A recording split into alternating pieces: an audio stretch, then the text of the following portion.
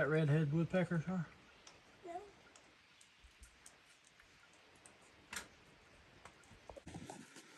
I want to show you something now. This upper row here, they got their trellis up. They're ready to climb. Look at how they're smiling. Char, guess what I found down there this morning when I was weed eating? Huh?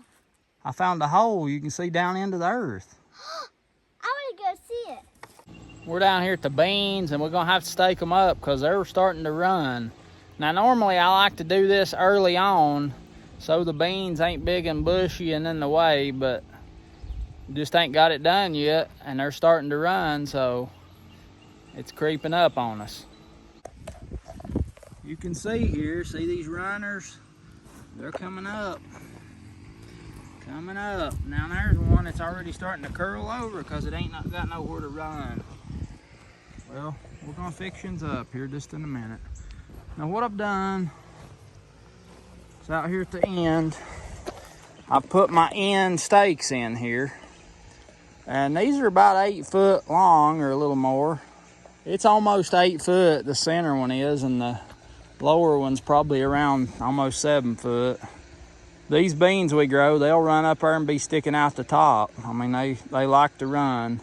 So I just dug a pretty deep hole, put my end post in. I drove T-post at an angle here because you'll get all that weight pulling on your top wire and it'll want to pull your stake in at the top. I tamped around the bottom of these real good with a packing bar. And I drove these T-posts at an angle. Now what I'll do is I'll come back, I'll take a hammer and I'll beat that down and I'll put a piece of wire around it or maybe a nail in there just to hold it in place because the pressure is going to be coming this way, pushing on the T-post, and that'll brace them and hold them up straight. But the first thing we got to do is put a top wire on to run our strings around and then a bottom wire on the bottom. And here's our wire that we use to stake our beans up every year. We'll run this. It's 2 strands. It makes it real heavy and you don't have to worry about it falling.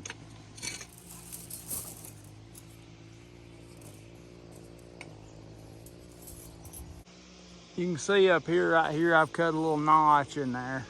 That's where the wire will lay. And I'll just come down here and put me a nail or a steeple in to hold it, and then I'll run it on top of them other braces all the way out to the other end.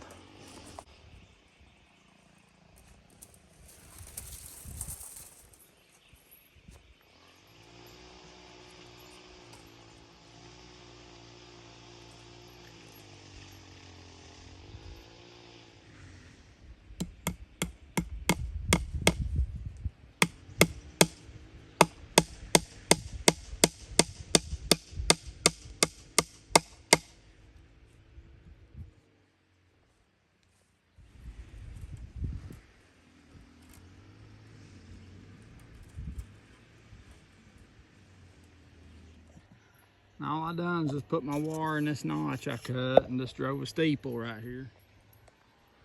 Now all I done is just laid my wire in this notch I cut, drove me a steeple right here. I may come down here and put another big 16 in or something just for extra support, but most of the time that'll hold it because all the weight ain't on this, it's pulling on this and binding kinda. Now down through here, these middle supports ain't nothing but small 2x4s I've had. And I just sharpened the end of them here and drove them down. And then I just put me 2 16-penny nails up here just to hold that wire and make it stay on top of them. That makes it easy when you go to tear it down this fall. I'm just gonna pull that pretty tight. Drive me another steeple in it like I done over on the other end. Right here's the kind of job where you need another hand or two.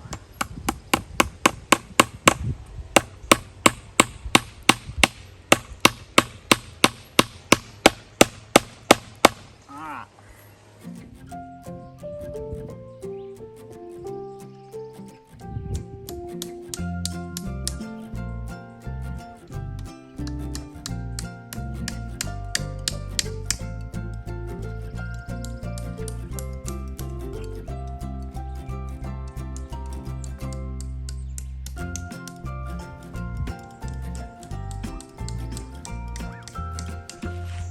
And what I'm gonna do is just drive this stake down, this T-post.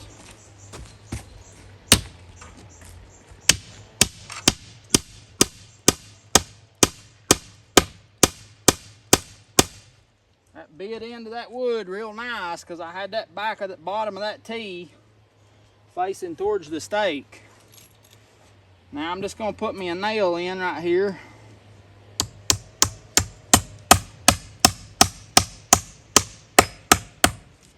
That's all it needs.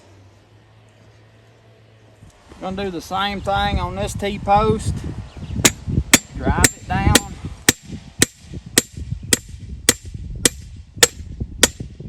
That's really tightening our wire up on top. It's getting tighter up there. Now we'll put us a nail in.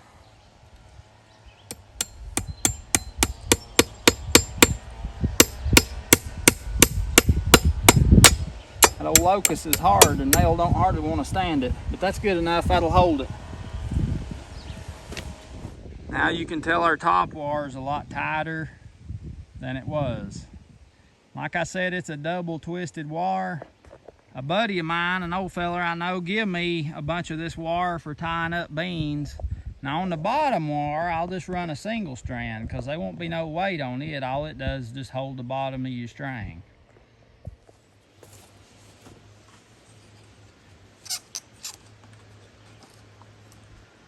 Put this around here.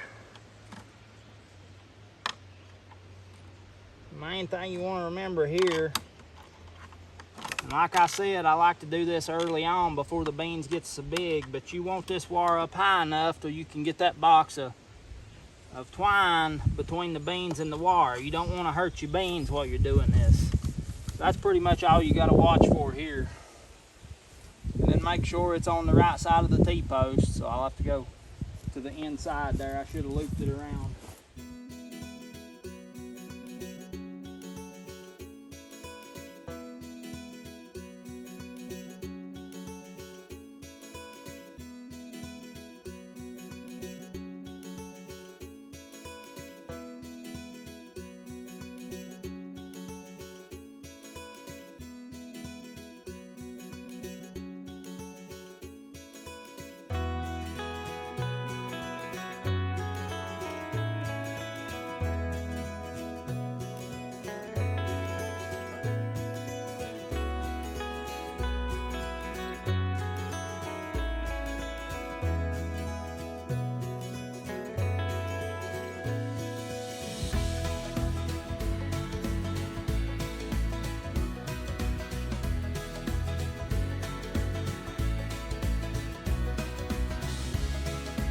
What's a snake sound like? Huh. If you heard it that good, you must have been close to it, wouldn't you?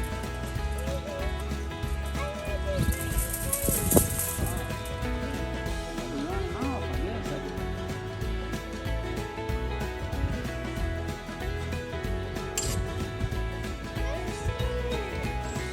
Hold that wire up off the ground.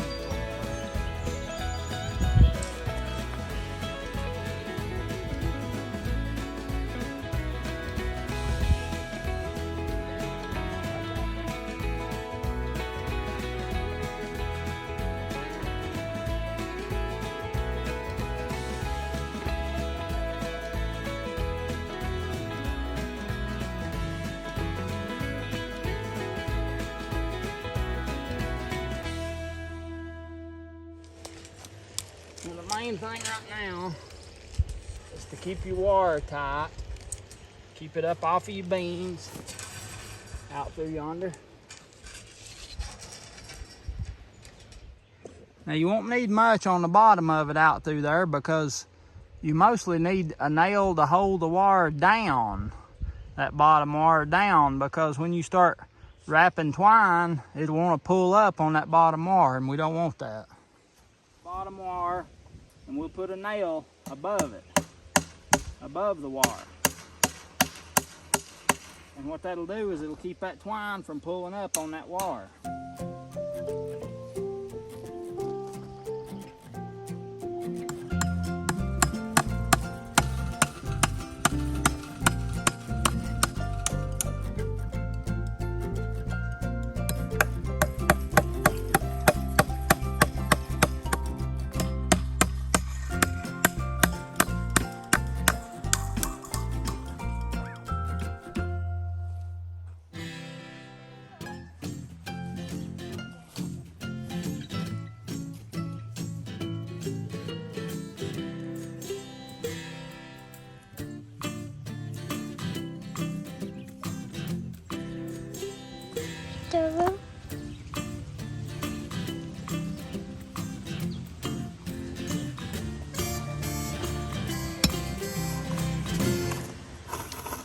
What I've got is just this plain old agriculture mater twine, what we call it. I like to make a lap for about every 2 beans so they'll both have somewhere to run. I'll just tie it off down at the bottom first.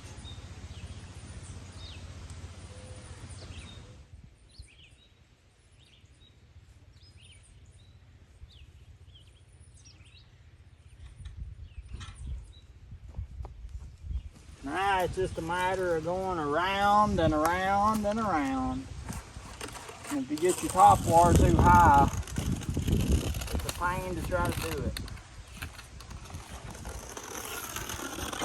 Unless you got somebody standing there on a ladder.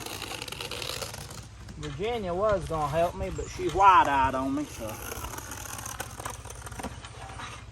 we'll just haul in there and get it done.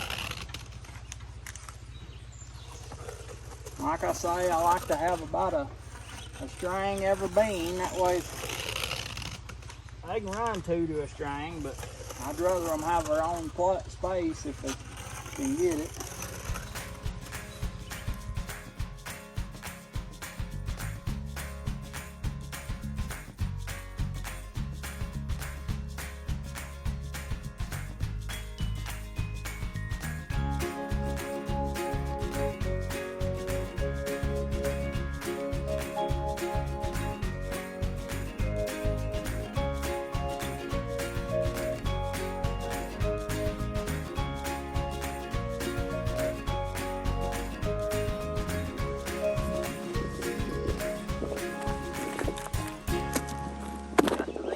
Now, tie it off, Char. Tie it off. Tie it off, girl. Yep, tie it off.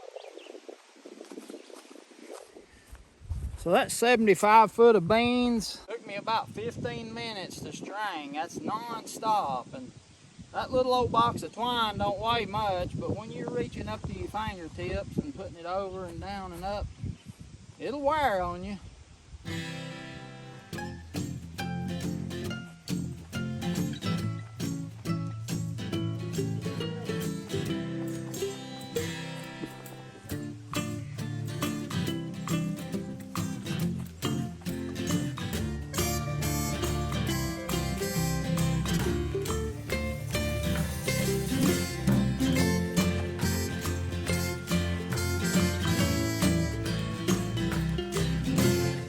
Guys, I gotta tell you something. Pops is the best. Pops is the best. Yeah, Pops is the best. Okay, thumbs up.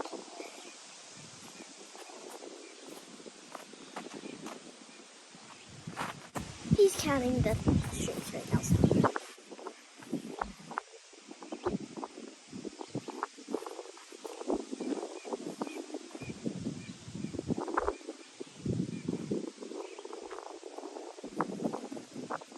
How many? 170. What? Wait. And 75 feet, we made 170 wraps on this bean trellis. I want to show you something now. This upper row here, they got their trellis up, they're ready to climb. Look at how they're smiling. You see them smiling? Now this row down here, see, they ain't got their trellis up yet. Look at there. They ain't smiling like this upper row. You see that? Look how them's a smiling. And these down here, see, they ain't a smiling like that. You see what I'm talking about? Look at there.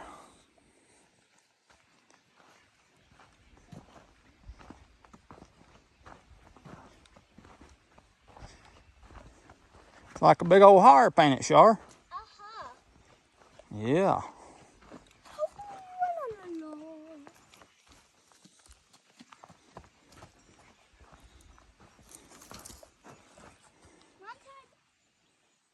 Char, guess what I found down there this morning when I was weed eating? Huh. I found a hole you can see down into the earth. I want to go see it. It's about as big as a baseball. What's that, Pops? It looks like a dinosaur. It's right down here. That's an old root off of something. I want to look through it. That hole's right down here. See it there? Oh, yeah. Look at there.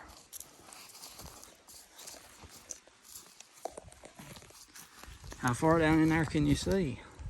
I just see it down there. If the sun shines, the best way to see. Sunshine will shine all the way down in. I don't see any. Let me see if I can look down in there. I don't see any earth. Hey, Pops. It's just like a big cavern down in there, ain't it? Ah, but I don't see the earth. I can see over on this side, see if I can get this fixed right. See the sun shining down there on the bottom of it? Yeah. I'm asking them on the camera there. Oh. That sunshine now, sunlight is the only way. What that is, that water running out of the mountain has washed a little cavern down through here, see? Well, I hope it don't swallow us up, girl.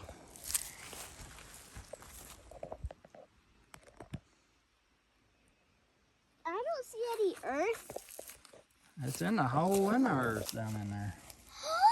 I didn't know Yeah. that. Hey, Pops. Gets big enough, we'll have to go explore it, won't we? Thank you for sticking around. It's time for Fun Fact Friday, because this day and time, facts are hard to come by. Now, this fact goes back a long way with me. I learned it from Uncle Dave. And talking about looking down in that hole, and I told Charlotte about the sunlight, well, the reason I didn't finish that is because I wanted to take a minute and tell you about it.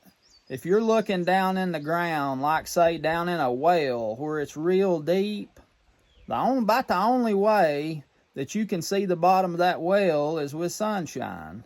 So if you take something and you reflect the sunlight just right, it'll go all the way to the bottom. Yep, that's a fact. Why don't you try it sometime? Sunshine is strong enough. It's so strong to reach from there to here, and it's plenty strong enough to reach down in that well. That's a fact. What if my shoe goes in there? No, don't get your shoe in there. You might not ever get it back.